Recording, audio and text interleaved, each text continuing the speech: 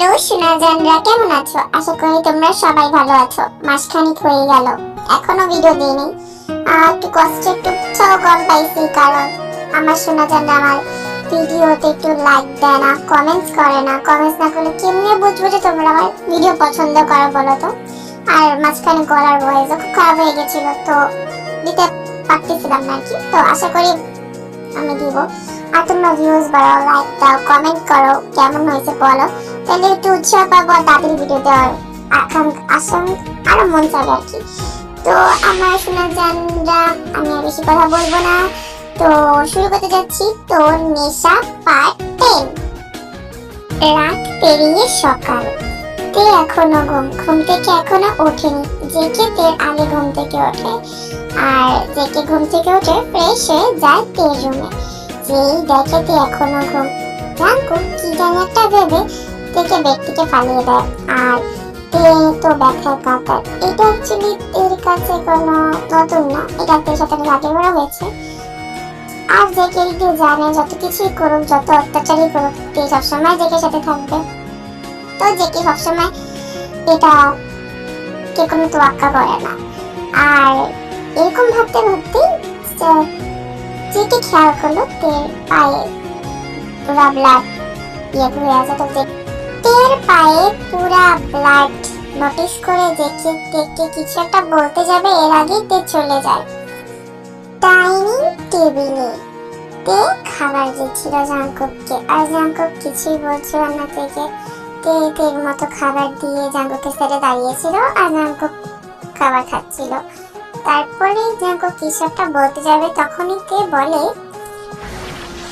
Sir আপনি আইয়ুর সাথে না, মানে আইয়ু ম্যামের বাসায় যাবেন তাই তো? জাঙ্কুক একটু অবাক হয়, কিন্তু বুঝতে না দিয়ে বলে, হ্যাঁ আচ্ছা ঠিক আছে স্যার, ওকে। তারপর জেকে চলে যায়। এরপর প্রত্যেক দিনের মতোই ঘরের সব কাজ শেষ করে, যা প্রত্যেক দিনের রেগুলার রুটিনের মতোই চলতে থাকে। অন্যদিকে জাঙ্কুক অফিসে যে কাজ করতে থাকে। তারপর সুগার আসে। কি অবস্থা দোস্ত? হ্যাঁ ভালো, তোর? এই তো ভালো দোস্ত। ভাবির কি অবস্থা? হ্যাঁ দেখ সুগা, আমি তোকে বারবার বলছি, আবারও বলছি, এবারও বলছি, she is not my wife, she is just my maid, okay? দেখ জাঙ্কুক, আমি তোকে একটা কথা বলি, যে তাই তুই তেকে অনেক ভালোবাসিস। হ্যাঁ, তুই ভাবো যে তোর ফ্যামিলিকে তের ফ্যামিলি মারছে, এটার দিকে তের ফ্যামিলিও মারা গেছে, তোর ফ্যামিলিও নেই। শুধু দুজনকে কেন কষ্ট দিচ্ছিস দোস্ত? দেখ সুগা, আমি এগুলো বুঝি না, কিন্তু ওর মতো মেয়েকে আমি ভালোবাসতে পারি না।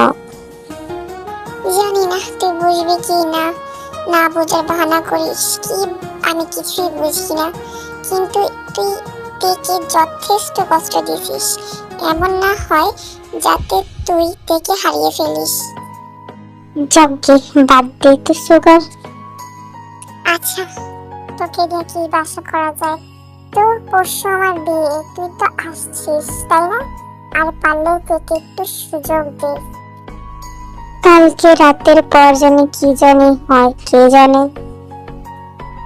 মানে সুগা, তুই একটা সময় হলেই বুঝবি। এখন এসব বাদ দে, তোর মনে হয় কার্ড বিলাইতে যাওয়া উচিত তাই না? তুই যা এখন। আচ্ছা ঠিক আছে, আমার কথাটা একটু ভাবিস, ওকে? সুগার চলে যায়। তারপরে অন্যদিকে আয়ু আসে জেকের বাসাতে। এসে জিজ্ঞেস করে, জেকে কোথায়? হ্যাঁ ম্যাম, স্যার তো অফিসে গেছে।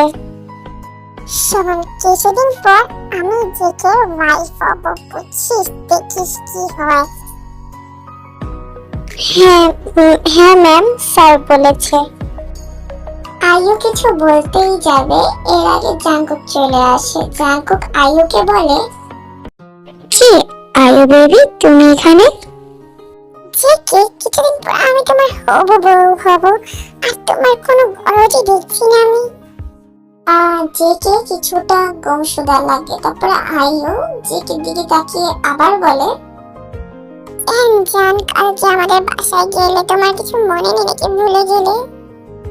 আসলে জাঙ্কুক ওই দিন যে আয়ুর বাসায় গিয়েছিল, আয়ুর ফ্যামিলি জাঙ্কুকের অনেক হেল্প করে বিপদে। তো জাঙ্কুকের বাবা জাঙ্কুক সরি আয়ুর বাবা জাঙ্কুককে অনেকটা স্ট্রেসে ফেলা দেয়, মানে স্ট্রেস দেয়, মানে পিয়ে প্রেশারের জন্য।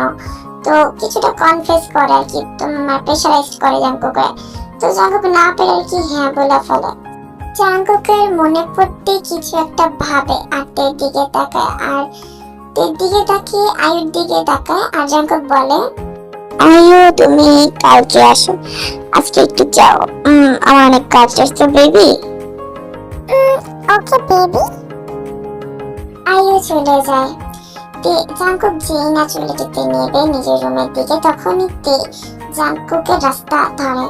আজকে থেকে অন্যরকম লাগছিল পুরাই, যেটা জাঙ্কুক কোনোদিন ফেস করে নাই। তের ফেস পুরো লাল, রাগে দগ্ধ। আর যতটা রাত মানে জীবনের জাঙ্কুকে এত দেখায় নাই। তো বলে জাঙ্কুককে, কি হচ্ছে স্যার? এই প্রথম জাঙ্কুকে একটু ভয় লাগে। জাঙ্কুক ভয়ে রিপ্লাই দেয়, কি হচ্ছে? জাঙ্কুককে সজোরে থাপ্পড় মারে আর রাগে গজ গজ করতে বলে, আমি তোকে বেডে ভালো লাগে তাই না, কিন্তু তোর যোগ্য না। সহ্য করেছি, অনেক সহ্য করেছি। এই জীবনে প্রত্যেকটা মিনিট, প্রত্যেকটা সেকেন্ড আমি সহ্য করেছি আপনার এই অন্ধকার জীবনের মধ্যে থেকে আপনাকে সামলানোর জন্য। না, আমি আর পারবো না এই ভালোবাসার মধ্যে দিয়ে আপনি এই কষ্ট, এত কষ্ট দেন এইতে, তাও সহ্য করছে। জীবন জাঙ্কুক আর হবে না আমার দ্বারা। ভালোবাসায় কষ্ট দেওয়ার একটা লিমিট থাকে জাঙ্কুক জি, ভালোবাসার কষ্ট দেওয়ার একটা লিমিট থাকে জীবন জাঙ্কুক। বাট আপনি তো পুরো লিমিটই ক্রস করে ফেলেছেন। কষ্ট দিতে দিতে আমাকে পুঁতে ফেলেছেন, জিন্দা লাশ করে ফেলেছেন জীবন জাঙ্কুক। আপনি আমাকে জিন্দা লাশ করে ফেলেছেন।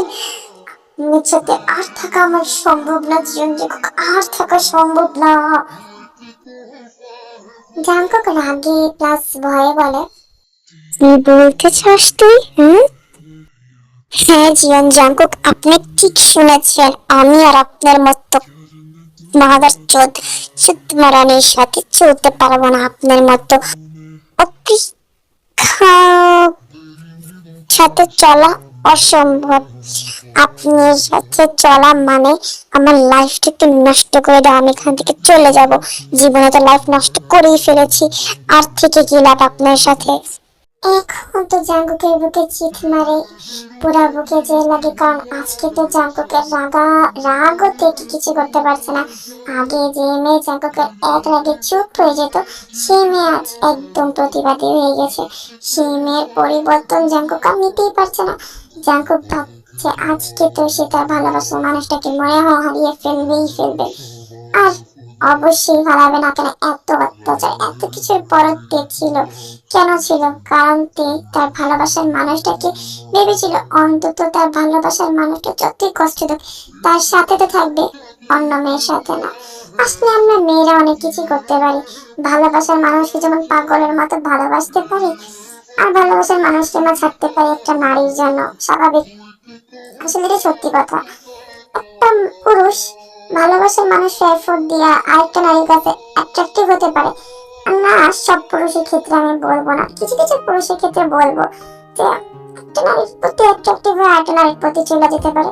কিন্তু ওই পুরুষটা এটা ভাবে না যে আসলে অন্য সেই নারীটা সে এত সময় দিচ্ছে, এত ভালোবাসা দিচ্ছে, সেই নারী আসলে তার প্রতি কতটা ভালোবাসা গেছে না, এটা পুরুষরা বুঝতেই পারে না। কিছু কিছু পুরুষকে আমি একটা কথাই বলবো যে ভালোবাসেন। যদি আমার ইউটিউব চ্যানেলটা ছেলে কেউ হয়ে থাকেন, ভালোবাসেন, কিন্তু প্লিজ মানুষটাকে একটু ভালোবাসলে এফোর্ট দেন, আবার চেঞ্জ হয়ে যায় না। আসলে স্টোরিতে জাঙ্কুক তের পা ধরে ফেলে আর নিজেকে অনেক দুর্বল মনে করে নেয়, আর এর কাছে যে বলে, তাই যেও না, আজকে শেষ জীবন জাঙ্কুক। এই এই ভালোবাসার জন্য আমি সহ্য করে গিয়েছিলাম, কিন্তু আর পারবো না। এটা বলেই মেনশন থেকে বাড়িয়ে যায় আর জাঙ্কুক ফ্লোরে পড়ে থাকে আর বলে, না প্লিজ যেও না। জাঙ্কুক যাওয়ার দিকে তাকিয়ে থাকে আর চলে যায় আর জাঙ্কুক পুরা ভেঙে যায়, ভেঙে পুরা তোল পার হয়ে যায়। অথর আমি একটু আসি স্টোরির ভিতরে। তুই আসলে এটারই যোগ্য জাঙ্কুক। যাই হোক, তুই তোর কদর করতে ক্লাসকে দেখে পেতিস। Just shut up, author, just shut up. They will be mine as soon as possible. নাহলে আমি এই স্টোরিটাকে ঘুরায় ফেলবো, দেখিস তুই। কষ্টের দিন আসে কিন্তু মানুষের হেডামের দিন যায় না, বুঝি না। আমি লিখতেছি আর আমারই ধমক দেয় বলে। হ্যাঁ আল্লাহ, কই যাবো? তোরে আসতে বলিও না স্টোরিতে। এই স্টোরিতে take forever, okay? Take forever. তো আমিও তো জাঙ্কুকের সাথে পারলাম না, আসলে take forever, obviously take forever. তো অন্যদিকে যখন মেনশন থেকে চলে যায়, কিছু বকাটে ছেলে পিছে পড়ে। তারপরে একটা গাড়ির সাথে ধাক্কা লাগে। তারপরে কি হতে চলেছে সামনে স্টোরিতে তোমরা জানতে পারবে। আসলে সাথে কি হয় দেখার জন্য তোমরা দেখতে থাকো। স্কিপ করবে না, স্কিপ করবে না। একটুখানি আমার কথাটা শোনো, আমার সাথে কথা বলো, কমেন্ট করো। আমি দেখি আমার সাবস্ক্রাইবার হয়, বাট আমার সাবস্ক্রাইবার আমাকে কমেন্ট করে না। আশা করি তোমরা কমেন্ট করবে। যদি তোমরা কমেন্ট করো, আমার চোখে হয় I will be in live, okay? আমি লাইভে আসবো। আমি জানি ইংলিশ কি বলছে, আসলে উল্টা মাথা দুটার দিকে আমি রিডিং করতেছি, তো আশা করি তোমরা আমাকে বুঝবা। হ্যাঁ, আমি একটা কথা বলতে চাইছিলাম আমার গল্পের মাঝে, ওটা একটু বড় হয়ে যেত, তো ভাবলাম লাস্ট মাথায় এসব বলি। যেটা বলতেছিলাম যে থার্ড পার্সন, নিজের স্টোরিতে নিজে থার্ড পার্সন হওয়াটা কিন্তু খুবই পেইনফুল একটা বিষয়। হ্যাঁ, এখানে যদিও থার্ড পার্সন না, বাট ফিল তো করে কাছে থার্ড পার্সন। আমি একটা কথা তোমাদের ছেলেদের বলবো, আমি জানি না আমার ইউটিউব চ্যানেলে কয়জন ছেলে আসো বা কয়জন নাই, বাট আমি তোমাদের একটা উপদেশ দিব। মেয়েরা অনেক নরম হৃদয়ের হয়। হ্যাঁ, আমি জানি না, যেমন 100% ছেলেদের মধ্যে অর্ধেক 50% খারাপ আছে, অর্ধেক 50% ভালো আছে, তেমনই 100% মেয়েদের মধ্যে অর্ধেক খারাপ আছে, অর্ধেক ভালো আছে। এখন তুমি যাকে এফোর্ট দিতেছো প্রথম তুমি যাকে এত ভালোবাসা দিতেছো, তো তারপরে তোমার মাইন্ড চেঞ্জ হয়ে যেটা অন্য মেয়ের ক্ষেত্রে, অথবা তুমি অলরেডি একটা মেয়েকে পছন্দ করো, বাট তোমার আরেকটা মেয়ের ভালো লাগছে, তোমার আরেকটা মেয়ের চোখ দেখে ভালো লাগছে, তোমার একটা মেয়ের হাসি দেখে ভালো লাগছে, তো তুমি ওর এনজয় করা ট্রাই করছো। বাট কি হলো, শেষমেশ ওই একটা কোনো মেয়ে ভালোবাসার যারা ট্রু লাভ করে, একটা কোনো মেয়ে থার্ড পার্সন থাকতে চাবে না। তুমি প্রথম থেকে একটা মেয়ের অলরেডি ফিল করো, তারপর তুমি আরেকটা মেয়ে দেখছো, তার চোখ দেখে তোমার পছন্দ হয়েছে, তুমি লাইক সাইডে আছো, যেটা তোমার ক্রাশ বলতে পারো, বাট তুমি ওটারে তোমার করার জন্য তুমি তারও ফিলিংস এ বসিয়ে দিলা, কিন্তু সেই মেয়েটারে তুমি ভুল কথা বললা যে এই মেয়েটা তোমার অমুক হয় তমুক হয়, এসব অনেক কথা বললা। তারপর তুমি ওই মেয়েটারে নিজে করো, বাট পরে ওই মেয়েটারে তুমি সত্য কথা বলো, বাট তখন কি মেয়েটা সহ্য করতে পারে? আদৌ কখনো পারবে না রে ভাই, কখনো পারবে না। ওরা পাগলের মতো ভালোবাসবে তোমাদের। তো ভাইয়ারা, আমি তোমাদের একটা রিকোয়েস্ট করবো যে একটা মেয়ে ফিলিংস নিয়ে খেলো না অন্তত, কারণ ওই মেয়েটা তোমার অনেক আশ্বাস, মানে তোমার ভালোবাসা ডিপেন্ডেবল থাকে। তুমি পারলে ভালোই বেশো না ওরে, কেন ভালোবাসতে যাবা যেখানে তুমি অন্য মেয়েটার প্রতি ফিলিংসে আসো, বা তুমি পরে একটা এফোর্ট দিয়ে অন্য মেয়ের প্রতি চলে যেতেছো। আমার কাছে এইসব, মানে তুমি এফোর্ট দিয়ে অন্য মেয়ের প্রতি চলে যেতেছো এই তো ঠিক আছে, বাট তুমি একটা মেয়েকে অলরেডি চাও, একটা মেয়ের প্রতি তোমার আই কন্ট্যাক্ট আছে, তাও তুমি অন্য মেয়েটার প্রতি ফিলিংস আসলো কেমনে রে ভাই? একটা মেয়ে তুমি কিভাবে তোমার লাইফে ধ্বংস করতে পারো, মানে তার লাইফটা ধ্বংস করে ফেলতে পারো? অনলাইন হোক যে অফলাইন হোক, অনলাইনেরটা তাও পেইনফুল হয়, অনেক পেইনফুল হয়, অফলাইনটাও হয়।